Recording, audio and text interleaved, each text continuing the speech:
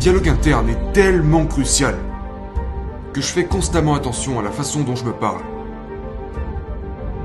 Est-ce que je me parle de manière motivante, de manière empathique, compatissante, ou suis-je juste en train de me ralentir, de me rabaisser intérieurement? Nous avons tous une histoire pour chaque aspect de la vie, mais ces histoires font que nos vies se répètent encore et encore et encore. Si vous commencez par votre esprit, et que vous imprimez, par des efforts conscients dans votre propre subconscient toutes ces choses, c'est là qu'il crée de nouvelles pensées, de nouvelles émotions et comportements.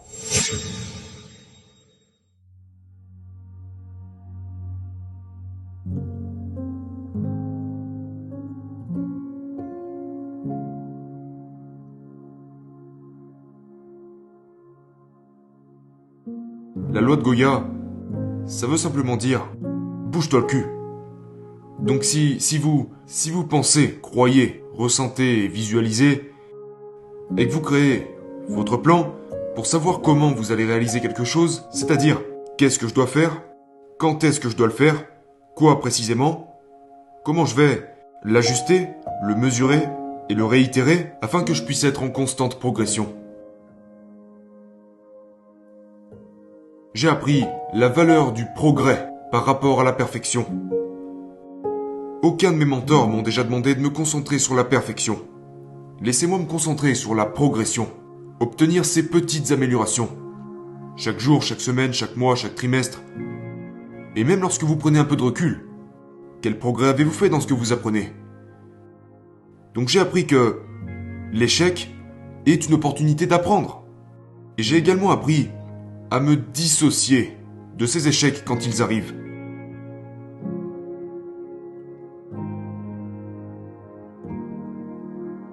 Quand on ressent quelque chose, il y a des chances que l'on libère de la dopamine dans notre cerveau, un vrai sentiment de bonheur, comme une sorte de récompense donnée par notre cerveau. Et si nous ressentons cela, et que nous avons cette véritable émotion positive, que la neurochimie inonde notre cerveau et notre corps de ce bien-être, nous stimulons en fait le centre de motivation de notre cerveau. Et donc lorsque nous visualisons, lorsque nous nous fixons un objectif, lorsque nous passons à l'action, lorsque nous ressentons toutes ces choses en lisant nos objectifs, le flot initial neurochimique libère la dopamine, la sérotonine, et si nous le partageons avec un ami, l'ocytocine. Ces trois produits neurochimiques sont la résultante de la poursuite de nos objectifs. Mais de l'autre côté, il y a d'autres circuits comme la peur, le stress, tout ce qui est noradrénaline, cortisol, épinéphrine, toutes les hormones de stress qui nous ralentissent. Tout ce qui retient réellement les gens. Parce que pour tous les comment être en bonne santé et le rester, nous le savons. Comment créer une entreprise et la maintenir, nous le savons. Comment créer une relation et la fortifier, nous le savons. Nous savons tous comment faire. N'importe qui pour quoi que ce soit que nous voulons faire dans cette époque à laquelle nous vivons. Le mode d'emploi est la partie la plus simple de l'équation. Donc la partie difficile c'est pourquoi ne faisons-nous pas les choses que nous savons que nous devons faire? Et pourquoi ne faisons-nous même pas les choses que nous savons être faciles à faire?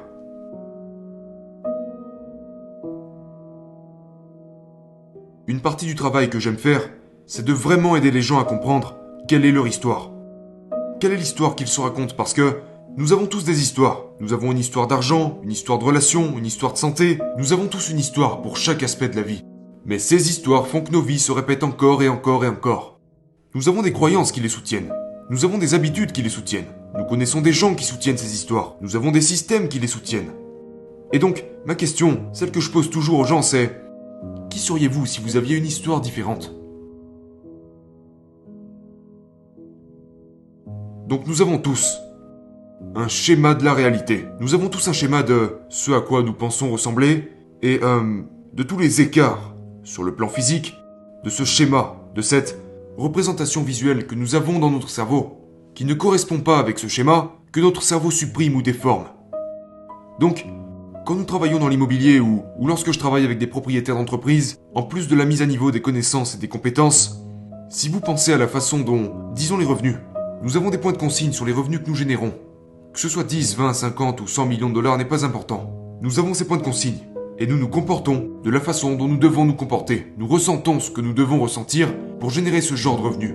Et sur une certaine période de temps, ça devient une sorte de comportement neurologique suivi par défaut.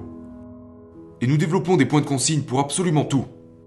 Et donc, si les points de consigne de nos cerveaux, il y a un mécanisme psychocybernétique dans le cerveau qui contrôle justement ces mécanismes. C'est notre cerveau. Pourquoi ne pas apprendre à comment réinitialiser ces points de consigne? Et donc, quand nous pensons à la visualisation, d'accord, et que vous commencez à vous voir vous-même, même si les images ne sont pas très claires, dans votre esprit, vous vous voyez atteindre ce niveau de succès. Qu'il s'agisse de perdre du poids et de rester en forme, créer une relation avec quelqu'un, être heureux, que ce soit gagner 2 ou 3 ou 5 fois plus d'argent et vivre un certain style de vie qui vous permettrait de faire les choses que la liberté d'avoir de l'argent vous permet de faire. Si vous commencez par votre esprit et que vous imprimez par des efforts conscients dans votre propre subconscient toutes ces choses, c'est là qu'il crée de nouvelles pensées, de nouvelles émotions et comportements. Donc, j'aime travailler depuis l'intérieur pour matérialiser à l'extérieur.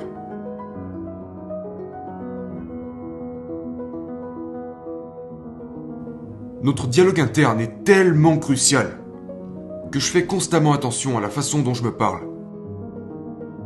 Est-ce que je me parle de manière motivante, de manière empathique, compatissante, ou suis-je juste en train de me ralentir, de me rabaisser intérieurement? Je pense beaucoup à ça. Quand j'étais plus jeune, c'était « tu n'es pas assez bon, tu n'es pas assez intelligent, tu n'as aucun mérite ». Je ressentais beaucoup de peur, je me sentais gêné et embarrassé, j'avais peur d'échouer. Mais j'ai fini par comprendre ce qu'est l'émotion de la peur. C'est un déclencheur subconscient qui conceptualise ce scénario que je crains. Et pour moi, c'est le signal qu'il faut que j'y aille. Ce n'est pas un signal d'arrêt. La peur est une émotion. Les émotions proviennent toutes du niveau subconscient et elles libèrent des substances neurochimiques qui provoquent un sentiment. Le sentiment est l'aboutissement de l'expérience humaine dans le corps physique. Et donc, quand vous avez quelque chose dans votre cerveau, que ce réseau neuronal dit, eh bien, et si ton livre ne se vendait pas à sa sortie? Et si ce n'était pas assez bon? Et s'il était scientifiquement incorrect? Et si? Mon cerveau va traiter tout ça de la même manière que ton cerveau, et que le cerveau de tout le monde. Parce que nos cerveaux sont les mêmes. Le système de fonctionnement de nos cerveaux est le même que celui d'Einstein, celui d'Hitler, de Gengis Khan, le cerveau de Tom Bilieu, John Assaraf. Ils fonctionnent tous de la même manière.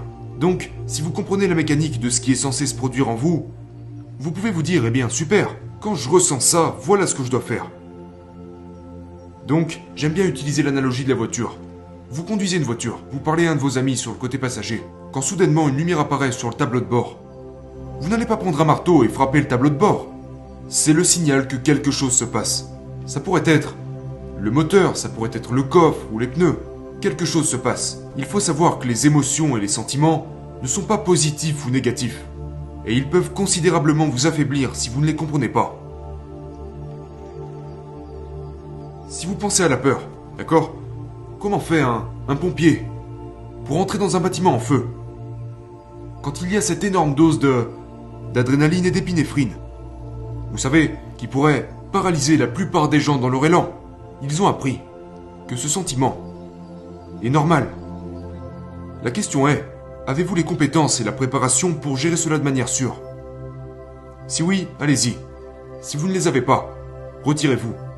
Donc, nous avons ce cerveau phénoménal. Nous avons des capacités de génie. Mais nous n'avons simplement pas reçu son manuel d'utilisation. Donc lorsque vous avez peur, qu'est-ce que vous devez faire? J'enseigne. Les 2 méthodes que j'enseigne à absolument tous nos étudiants, c'est... Premièrement, prendre 6 grandes respirations. Donc si vous ressentez ces émotions désagréables comme l'anxiété, la peur, le doute, c'est désagréable. Et ces choses vous freinent. Mais si vous prenez seulement 6 profondes inspirations,